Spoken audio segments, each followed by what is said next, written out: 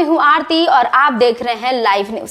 देश और दुनिया में साइबर ठगी और डिजिटल अपराध के मामले बढ़ते जा रहे हैं, लेकिन ठगों के पास हर बार एक नया तरीका रह रहा है। लेकिन इस बार एक और पुराना लेकिन खतरनाक तरीका सामने आया है, जिसे पोंजी स्कीम कहा जा रहा है। यह तरीका अब फिर से सुर्खियों में है और आपको जानना चाहिए कि आखिर ये पोंजी स्कीम क्या है। पोंजी स्कीम एक तरह का फ्रॉड है, जिसमें ठग शुरुआती निवेशकों को नफा देने का झांसा देकर पैसा इकट्ठा करता है, लेकिन ये पैसा वास्तव में नए निवेशकों से आते हैं। इसका मतलब पहले निवेशकों को मिलने वाली रकम दरअसल उन लोगों से आती है जो हाल ही में इसमें शामिल हुए होते हैं। इस तरह से यह स्कीम चमचमाती दिखती है, लेकिन अंदर से पूरी तरह से धोखाधड़ी होती है। ठग पहले लोगों को आकर्षक मुनाफे का वादा करते हैं और फिर ये मुनाफा पुराने निवेशकों को देते हैं ताकि उनका विश्वास जीत सके और ज्यादा लोगों को इसमें जोड़ सके। लेकिन जैसे ही नए निवेशकों की संख्या रुकती है या स्कीम का पैटर्न बिगड़ता है, तो यह चक्र टूट जाता है और लाखों लोग अपनी कड़ी मेहनत की कमाई खो बैठते हैं।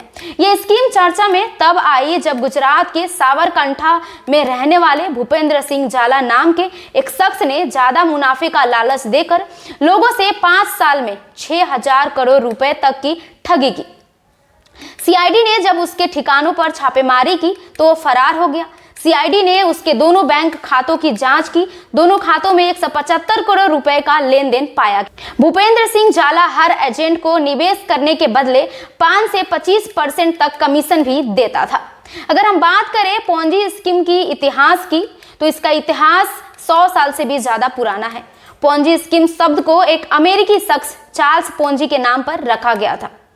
1903 में चार्ल्स ने जुए में अपने सारे पैसे गंवा दिए। चार्ल्स का दिमाग पहले से ही तेज था, इसलिए 1907 में कनाडा जाकर पोंजी ने एक बैंक में नौकरी कर ली। बैंक का नाम बैंको जारोसी था।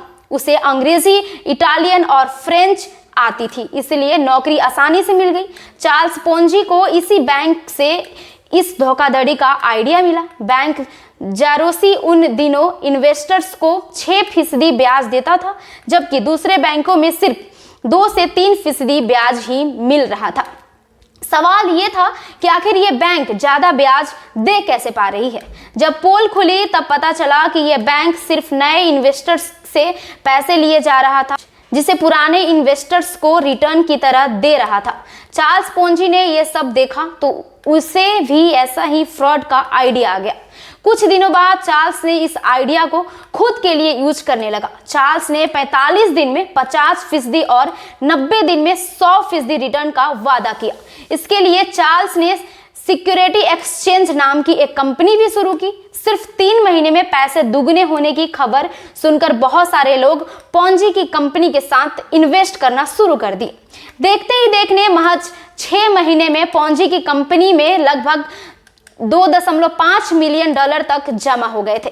धीरे धीरे लोगों को शक हुआ तो चार्ल्स पोंजी की कंपनी की पुलिस ने छानबीन शुरू की। छानबीन में पता चला कि यह सब फर्जीवाड़ा है। पोंजी की संपत्ति बेचकर जब रिकवरी की गई तो सिर्फ 30% पैसा ही रिकवर हुआ। उसी के नाम पर इस तरह होने वाले फ्रॉड को पोंजी स्कीम कहा जाने लगा। अब सबसे बड़ा सवाल यह है कि इस फ्रॉड से कैसे बचे।